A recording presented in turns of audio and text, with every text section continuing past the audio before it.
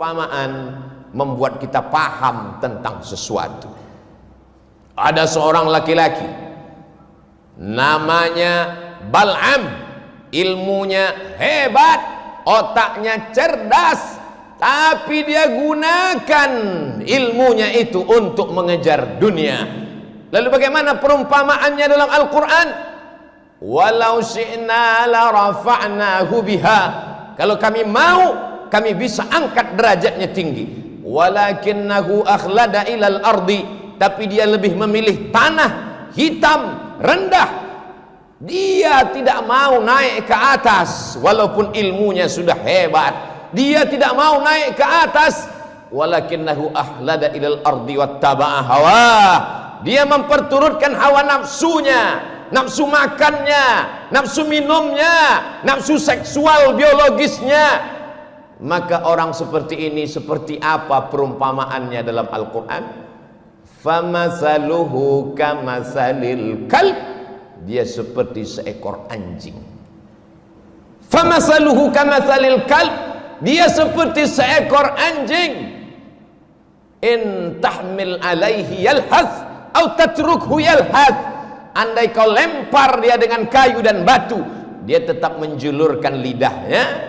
Andai kau lempar dia dengan apapun, dia tetap juga menjulurkan lidahnya. Perumpamaan orang yang kotor, orang yang rendah, orang yang hina, orang yang tidak bermartabat.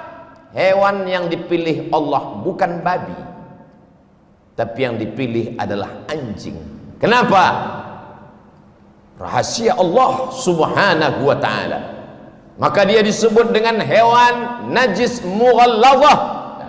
Dimanapun umat Islam sampai, maka yang pertama kalimat keluar dari mulutnya adalah Allahu Akbar, Allahu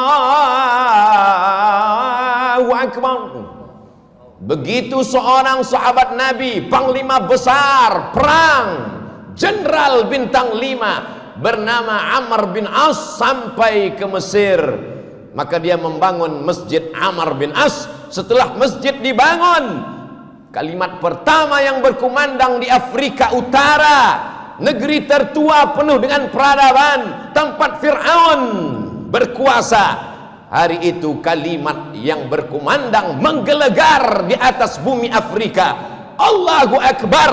Setelah nama Allah, maka nama Nabi yang paling mulia. Tidak ada alam semesta kalau tidak ada dia, tidak ada surga, tidak ada aras kalau bukan karena dia. Maka kalimat yang paling tinggi setelah Allah, asyhadu anna Muhammadan Rasulullah. Tidak ada yang lebih hebat daripada itu. Kalimat yang paling tinggi adalah seruan azan. Binatang yang paling rendah, paling hina, paling kotor, paling najis adalah anjing. Lalu bagaimana mungkin bisa tersilap dan tersalah mengumpamakan azan dengan anjing? Maka sesuatu yang tidak mungkin masuk di akal manusia. Itulah mengapa sebelum melangkah kaki kita katakan bismillahi tawakkaltu 'alallah la haula wala quwata illa billah. Dari bumi Lancang Kuning aku akan pergi ke bumi Pasundan. Aku akan menemui saudara-saudaraku sebangsa setanah air. Kulangkahkan kakiku atas namamu ya Allah. Yang akan kusampaikan adalah kalammu ya Allah. Yang akan kuceritakan adalah sabda Rasulmu ya Allah. Jangan sampai aku salah ucap, salah kata. Kita selalu berdoa meminta bimbingan Allah. Sampai-sampai sebelum membaca Al-Quran pun tetap dikatakan, fa idza qara'tal Qur'an, kalau kau mau baca Quran, fasta'idz billah, minta lindung kepada Allah. Supaya apa? Jangan salah faham, jangan salah pikir, jangan salah omong. Karena tidak akan mungkin terjadi menurut akal logika manusia seruan yang tinggi, yang hebat, yang gagah perkasa ketika anak manusia lahir. Pertama kali matanya melihat dunia, yang dibisikkan ayahnya pertama kali telinganya adalah asyhadu an la ilaha illallah.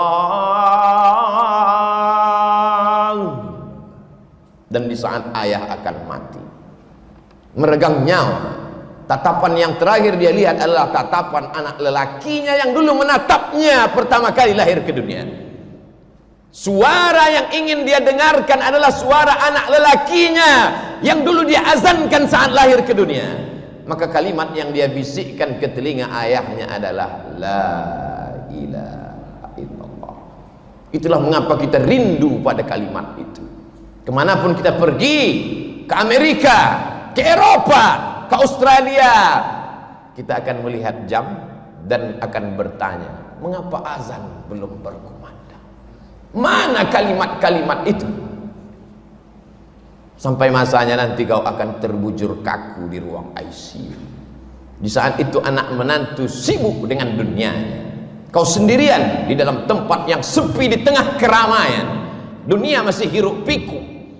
Tapi saat itu sayup-sayup suara azan berkumandang dari menara masjid, mencuri-curi masuk ke tepi jendela yang tertutup rapat.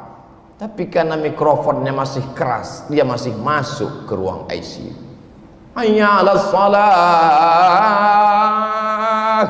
Saat itulah kau baru meneteskan air mata dan berkata, la haula wala quwata illa billah. Tapi apakah di zaman kita nanti masih ada suara itu masuk ke telinga kita? Tergantung apa yang kita lakukan.